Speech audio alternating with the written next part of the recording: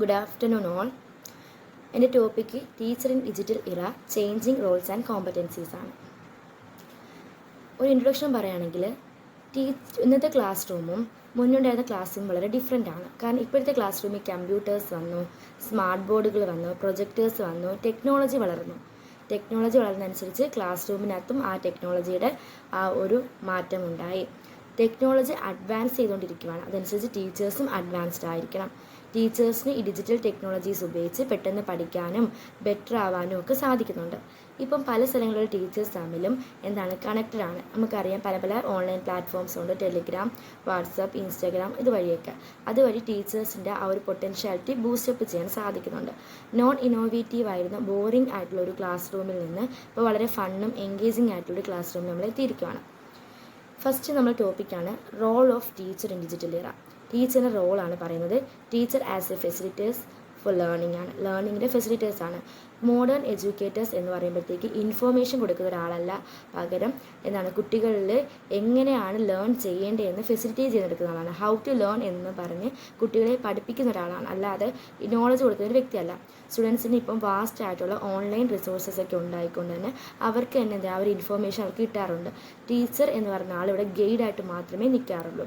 അവരെ ക്രിട്ടിക്കലായിട്ടുള്ള തിങ്കിങ്ങിന് ഹെൽപ്പ് ചെയ്യുന്നു. കൊളാബറേഷനൊക്കെ teacher help ചെയ്യുകയാണ് ചെയ്യുന്നത്, ഒരു ഫെസിലിറ്റേറ്ററായിട്ട് ഹെൽപ്പ് ചെയ്യുന്നു.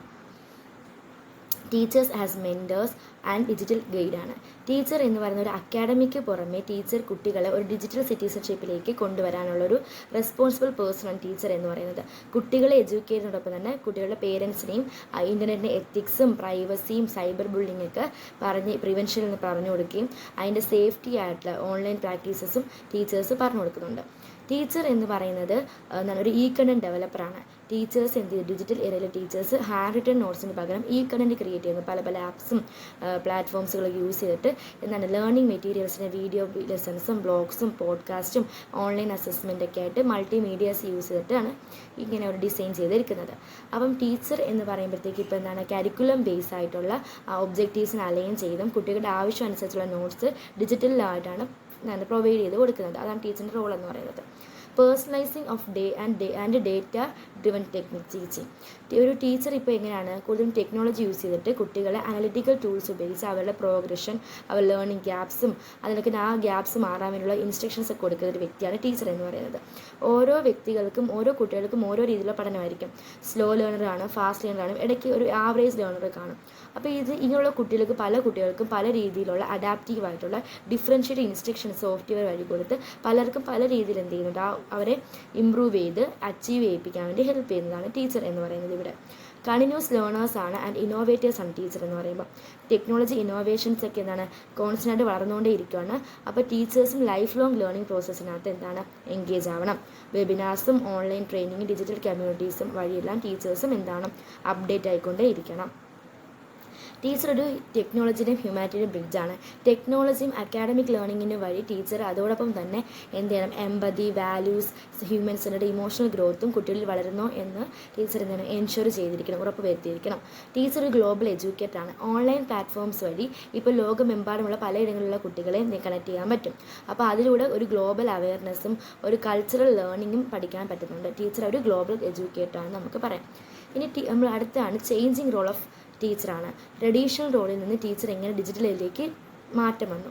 ഒരു നോളജ് പ്രൊവൈഡർ ആയിരുന്ന ടീച്ചർ ഇപ്പം ലേണിംഗ് ഫെസിലിറ്റേറ്ററും ഗൈഡുമായി അതോറിറ്റി ഫിഗർ ആയിരുന്ന ടീച്ചർ മെൻറ്ററാണ്, ഇപ്പോൾ കോച്ചാണ്, ലൈഫ് ലോങ് ലേണറാണ്.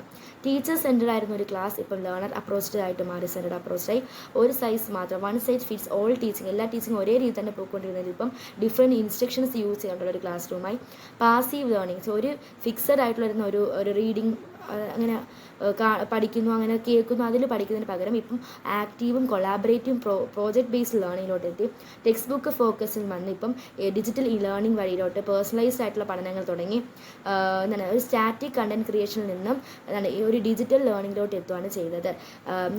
ടീച്ചിങ് ഒരു ക്ലാസ് റൂം ലിമിറ്റിൽ നിന്ന് ഇപ്പോൾ ഗ്ലോബൽ ആയിട്ടുള്ള ഒരു വെർച്വൽ പ്ലാറ്റ്ഫോമിലേക്ക് എത്തിയിരിക്കുകയാണ് ചെയ്യുന്നത്.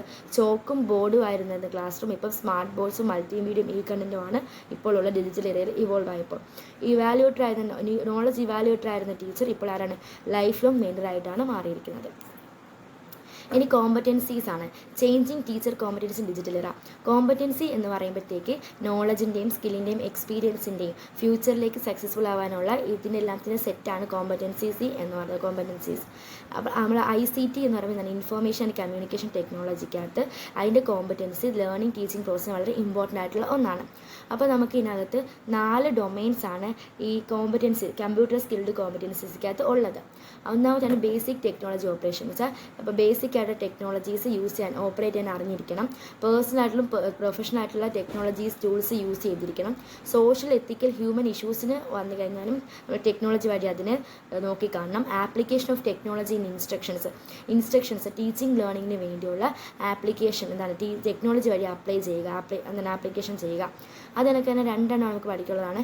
ഇത് international society for technology in education ISTE എന്ന് പറയും. ISTE അതിനൊക്കെ തന്നെ NETST പ്രോജക്റ്റ് ഉണ്ട്, national education technology standard four teachers. ഇതെല്ലാം എന്താണ് നമുക്കുണ്ടാവുന്ന ടീച്ചിങ്ങിനകത്തുണ്ടാവുന്ന ആ ഒരു സ്റ്റാൻഡേർഡ് അല്ലെങ്കിൽ ആ ഒരു പ്രോബ്ലത്തേക്ക് നോക്കിക്കാണാനും അതിനൊരു സ്റ്റാൻഡേർഡൈസ് ചെയ്യാൻ വേണ്ടി വന്നിരിക്കുന്ന 2 മെത്തേഡ്സ് ആണെന്ന് പറയാം. അപ്പം ഇതിനകത്ത് എന്താണ് ഇതിൻ്റെ ഈ സ്റ്റാൻഡേർഡ് മെയിനായിട്ട് നോക്കുന്നത് വെച്ചാൽ ഈ കോമ്പറ്റൻസീസ് ഉള്ള ഒരു ടെക്നോളജിക്കൽ കോമ്പറ്റൻസീസ് ഉള്ള ടീച്ചറിന് എങ്ങനെയാണ് ടെക്നോളജി ഉപയോഗിച്ച് ലേണിംഗ് ടീച്ചിങ് പ്രോസസ്സിനെ ഇമ്പ്രൂവ് ആക്കുക അല്ലെങ്കിൽ എഫിഷ്യൻസി ആക്കി എടുക്കാൻ പറ്റുന്നതാണ് നോക്കുന്നത്. അപ്പോൾ ഈ എന്താണ് national education technology standards four teachers അവർക്ക് കുറച്ച് സ്റ്റാൻഡേർഡ്സ് അവർ പറയുന്നുണ്ട്. ടെക്നോളജി ഓപ്പറേഷൻ ആൻഡ് കൺസെപ്റ്റ് ഒരു ഓപ്പറേഷൻ ചെയ്യാനും കൺസെപ്റ്റുകളെ കുറിച്ച് ടെക്നോളജി വഴി അറിഞ്ഞിരിക്കണം. ടെക്നോളജിയുടെ ഓപ്പറേഷൻസും കോൺസെപ്റ്റും നമ്മൾ അറിഞ്ഞിരിക്കുക.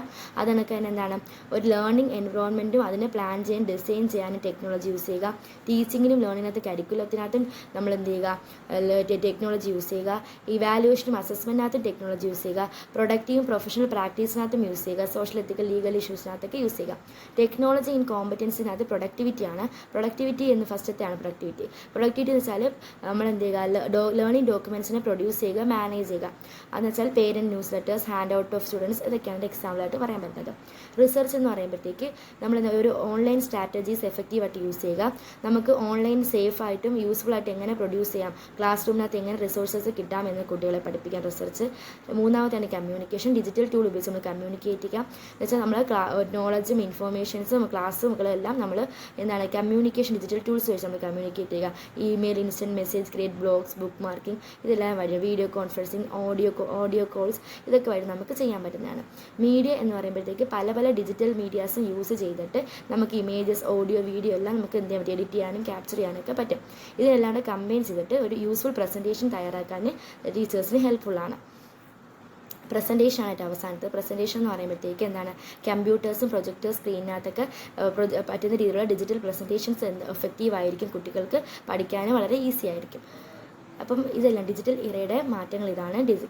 നോർമലായിട്ടുള്ളൊരു ട്രഡീഷണൽ ആയിട്ടുള്ള എഡ്യൂക്കേഷനിൽ നിന്ന് ഡിജിറ്റൽ ഇറ എത്തിയപ്പോഴത്തേക്ക് അതൊരു ലൈഫ് ലോങ് ലേണിങ്ങിനും ഒരു ടീച്ചറുടെ ഫെസിലിറ്റേഴ്സും മെൻറ്ററും ഒരു ഗൈഡും എല്ലാമായി മാറിക്കഴിഞ്ഞു ടീച്ചർ ഇവിടെ. ഇപ്പോൾ സ്കില്ലുകൾ കുട്ടികളെ വളർത്തിയെടുക്കുന്ന ഒരു ഗൈഡാണ് ഇപ്പോൾ ടീച്ചർ എന്ന് പറയുന്നത്. ലൈഫ് ലോങ് ഗൈഡാണ് ടീച്ചർ എന്ന് പറയുന്നത്. Thank you.